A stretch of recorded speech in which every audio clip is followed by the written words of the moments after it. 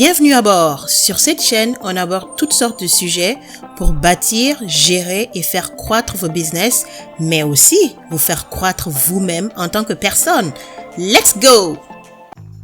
Aujourd'hui, j'ai le plaisir de faire une petite vidéo sur un des sujets de la formation en marketing que je prépare pour certains de mes clients en ce moment.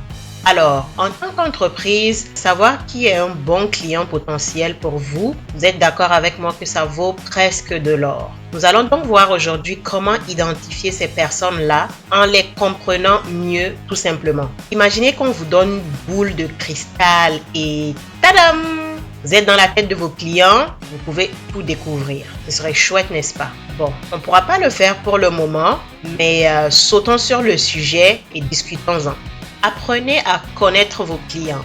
Pour comprendre quelqu'un, il faut déjà commencer par connaître cette personne-là et vos clients ne sont pas une exception parce que ce sont des humains, vous savez.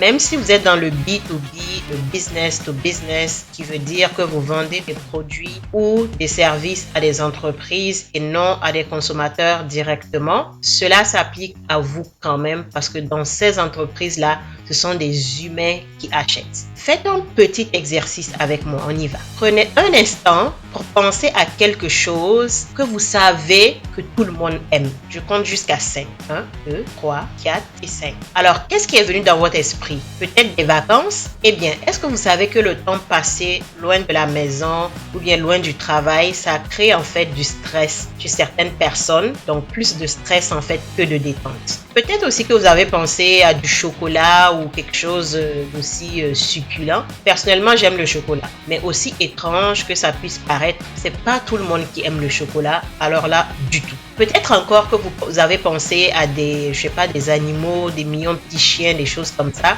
Eh bien, il y a certaines personnes qui ont peur ou bien qui sont allergiques à ces petits animaux tout mignons, tout cute là. Donc, vous voyez un peu ce que j'ai voulu faire, n'est-ce pas? J'ai voulu vous montrer comment est-ce que les humains peuvent être différents et uniques. Une entreprise qui est prospère doit fonctionner de la même manière. Ce n'est pas une solution taille unique pour tout le monde.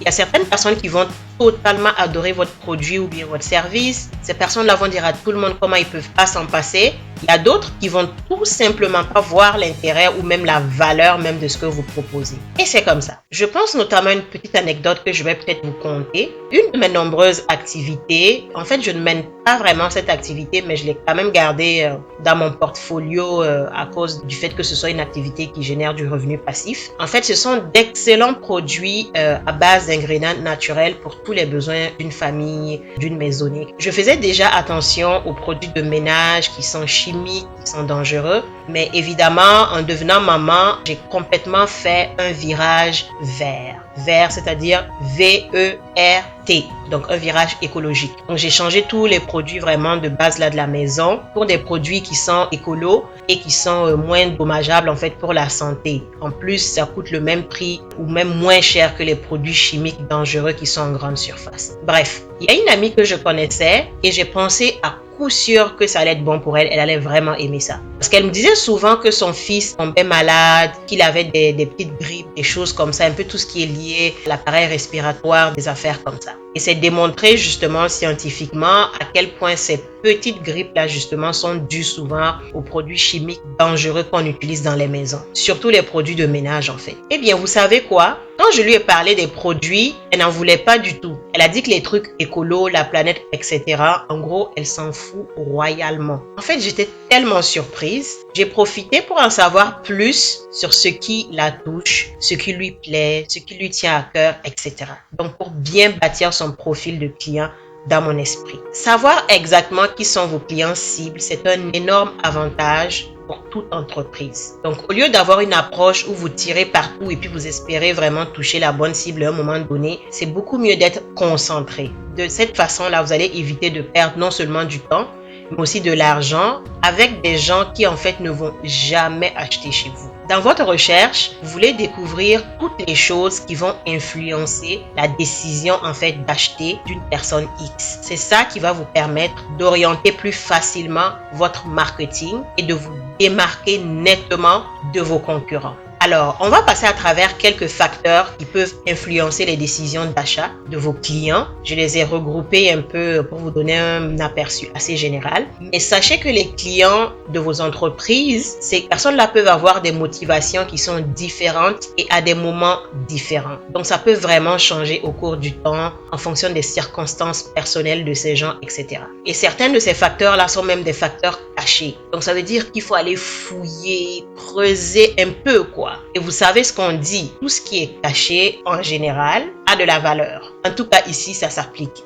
LOL. On y va. La qualité des produits et des services. Alors, pour ce point-là, je pense que je n'ai pas besoin vraiment de m'étirer dessus. Tout le monde aime la qualité. Même les personnes qui sont radines, qui ne veulent pas dépenser pour l'avoir, elles veulent quand même de la qualité. Alors, faites toujours en sorte que vos produits soient de grande qualité, même si vous n'êtes pas dans le haut de gamme. Parce que réellement, bas de gamme ou entrée de gamme, ça ne veut absolument pas dire piètre qualité. Ça ne veut pas dire mauvaise qualité. Il y en a qui confondent les deux, mais ça n'a vraiment rien à voir. Un petit point, une petite parenthèse que je vais mentionner ici, c'est que la qualité d'un produit, en fait, quand c'est un produit tangible, qu'on peut toucher, on peut le tester, elle est plus facile à mesurer cette qualité-là.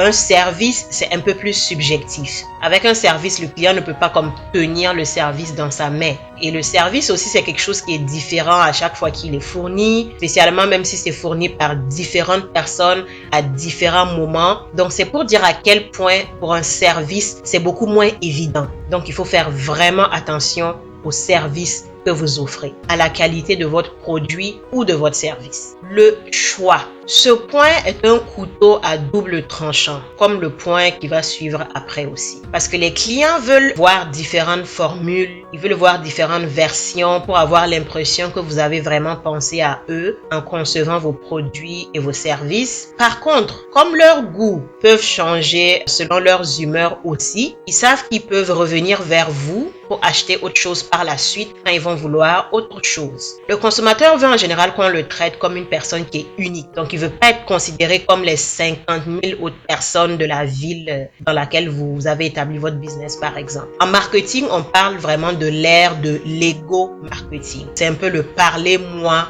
de moi, faites les choses selon moi, faites des offres qui me sont spécifiques, des offres qui me ressemblent. Donc, le consommateur est de plus en plus comme ça. Par contre, si vous leur proposez une centaine de choix, vous risquez aussi de perdre ces mêmes consommateurs-là parce que ça devient une sorte de stress. Essayez vous-même de voir l'expérience d'un buffet. Donc, si vous avez déjà fait un tour au buffet ou si vous mangez dans les buffets, vous avez une idée. Donc, vous avez bien faim et vous arrivez là. Mais il y a tellement de choix en général que ça crée une sorte de confusion, pour ne même pas dire une sorte de frustration. Parce qu'on se dit, mais finalement, j'ai envie de manger quoi en fait? J'ai envie de manger quoi en premier? Faut pas que j'oublie de goûter quoi? Donc, voilà une série de questions en fait qui vont apparaître dans votre esprit et vous êtes complètement mêlé. J'espère que vous avez aimé la vidéo d'aujourd'hui. N'oubliez pas de faire 4 petites choses toutes simples. Vous abonner, activer la cloche pour recevoir les notifications, liker et partager. Ciao!